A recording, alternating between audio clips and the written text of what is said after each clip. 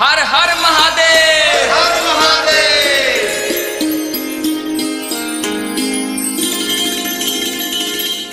देवघर के भोले बाबा कैलाश के हो राजा, भगतन के दुख हरैया गौरा के मन बसैया। देवघर के भोले बाबा कैलाश के हो राजा, भगतन के दुख हरैया गौरा के मन बसैया। देवघर के भोले बाबा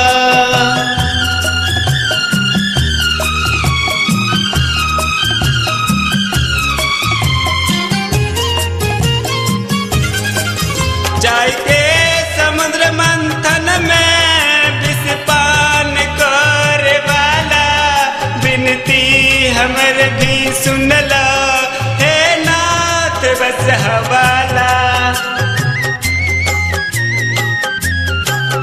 जाके समुद्र मंथन में विष पान करे वाला, विनती हमर भी सुनला हे नाथ बस हवाला। पूजा करब हम तोहर सुनला हो डमरू वाला, भगतन के दुख हरैया गौरा के मन बसैया। देवघर के भोले बाबा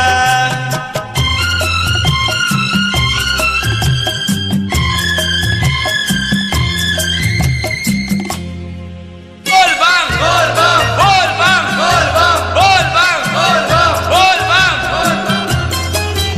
कहेला बाबा सेवका एक बार द्वारे आवा, आय के हमर भोला गंगा जी के लाज बचावा। कहेला बाबा सेवका एक बार द्वारे आवा, आय के हमर भोला गंगा जी के लाज बचावा। पावन बदाम तोहर कहेल गोरी मैया, भगतन के दुख हरैया गौरा के मन बसैया।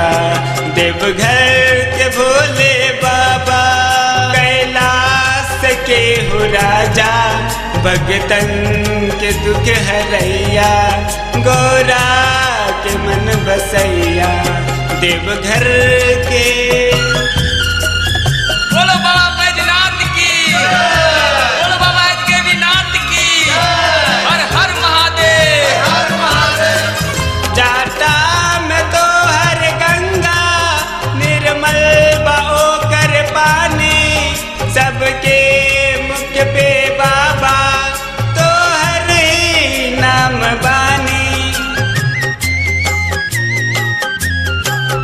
जाटा में तो हर गंगा निर्मल बहो कर पानी, सबके मुख पे बाबा तो हर ही नाम बानी। तू ही पार लगैबू ए बाबा हमर नैया, भगतन के दुख हरैया गौरा के मन बसैया। देवघर के भोले बाबा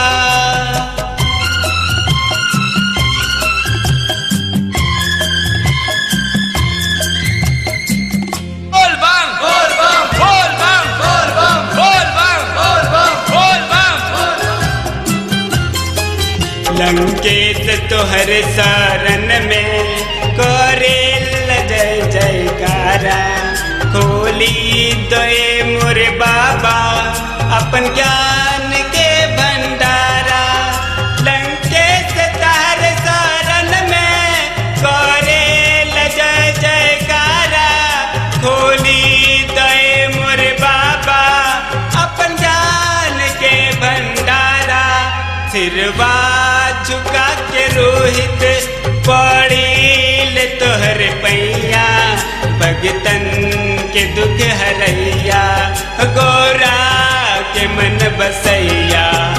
देवघर के भोले बाबा कैलाश के हो राजा, भगतन के दुख हरैया, गौरा के मन बसैया, देवघर के भोले बाबा।